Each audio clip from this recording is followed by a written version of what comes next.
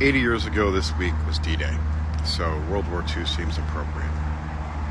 During World War II in the United States, there was Jim Crow. And in the South, we had captured both German, Italian. In Europe, we captured the people we were fighting with and Japanese. And prisoner of war camps were stated throughout the South. German POWs were able to walk around without any problems, whereas African Americans were living under Jim Crow. So, African American leaders came up with something called the Double V: victory against fascism abroad and victory against fascism at home. And that led towards, in 1947, Jackie Robinson breaking the color barrier. 1948, President Truman decided that having an integrated military, desegregating our military was an imperative, and he did so. And our first conflict with a desegregated military was in 1950 to 1953. It's called the Korean War, where African Americans and white Americans and Asian Americans and all Americans fought against North Korea and China. In 1954, Brown versus the Board of Education occurred, and it stated simply that separate but equal was neither. And that changed how things were going to go for African Americans. That is the beginning of the end of Jim Crow. You have the Montgomery bus strike, and for those of you who know the name Rosa Parks, that's where it comes from. And you have a man named Martin Luther King who becomes the focal point of this movement.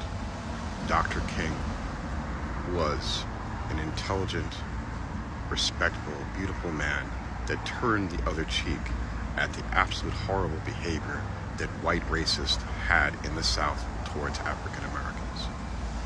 And slowly, through working together and peaceful protest, African Americans were able to finally achieve some of their goals. In 1959 and 1960, we saw African Americans doing sit-ins in places like Woolworths. The Greensboro Four are your primary example. JFK gets elected over Dick Nixon in 1960 and begins to work with Martin Luther King. In 63, in November, JFK is killed. Lyndon Baines Johnson becomes president. And that is integral for the success of America, because he gets the Voting Rights Act and the Civil Rights Act, the ones in 64 and 65 signed. Because Lyndon Baines Johnson had been in Congress forever and everyone owed him favors. He was able to get a tremendous amount of legislation done because of that. Now, he was a Democrat, and the racists that had been supporting Jim Crow in the South now no longer had a party. So in 1968, Dick Nixon launched what he called the Southern Strategy to incorporate racists into the Republican Party, and that's how we have the party today. Please remember that racism is a choice, and we need to talk about it.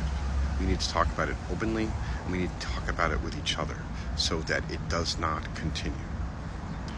Ruby Freeman had to be escorted by federal officers, and there had to be National Guardsmen there so she could be integrated into school after Brown versus the Board of Education. Race is our original sin. In August of 1619, the first African slaves were delivered to Virginia.